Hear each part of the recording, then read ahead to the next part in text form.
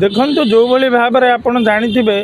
गत किछि दिन तले प्रकृति लामसा नामक जड़े छात्री आत्महत्या करते अनेक तुम्बी तंपान होता एवं आत्महत्या पूर्व सी किट विश्वविद्यालय रे थिबा इंटरनेशनल रिलेशन ऑफिस रे मध्य जाय अभियोग करिसेंती तांको अभियोग शुणानी हैनी आकु नै प्रथमे उदित प्रधान को नेतृत्व में छात्र कांग्रेस एफआईआर देइतिला एवं परवर्ती समय रे छात्र कांग्रेस युवा कांग्रेस जाय किट रे आंदोलन करथिले एवं निकट अतीत रे मध्य उत्कल विश्वविद्यालय आगे आंदोलन करथिले एवं पीसीसी रो सीएस राजन एका नेतृत्व में एक सांबादिक सम्मेलन मध्य गठित हो जाई अछि किट विरुद्ध एवं अच्युत सामंत को गिरफ करने किंतु यही समय आम देखा पाचु पूर्वतन जी जड़े विधायक थे मुझे तो ना नेबिनी पूर्वतन मुखपात्र पूर्वतन उपसभापति थे दलर सीए तांको व्यक्तिगत मत आसिक कांग्रेस भवन आगे देइचंती अनेक विभ्रांतिकर मत देइचंती अनेक गणमाध्यम जाई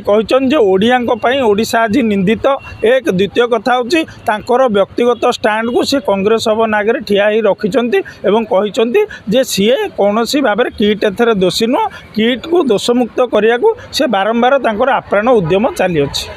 तेणुक आम कहवा कथा वर्तमान संपूर्ण भाव में छात्र कांग्रेस युवा कांग्रेस पीसीसी महिला कांग्रेस कांग्रेस परिवार संपूर्ण भाव में किट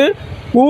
विरोध करुच्ची एवं प्रकृति लामसा को कौली भाव में न्याय मिलो ताकू नहीं लड़ुची मत व्यक्तिगत एवं व्यक्तिगत मत से घरे दिंतु कांग्रेस भवन आसिकी किंबा कांग्रेस परिचय नहीं व्यक्तिगत मत देकी कांग्रेस को निंदित करने को चेष्टा न करंतु आगामी दिन में युवा कांग्रेस छात्र कांग्रेस डॉक्टर देवाशीष पट्टनायक को जवाब देव।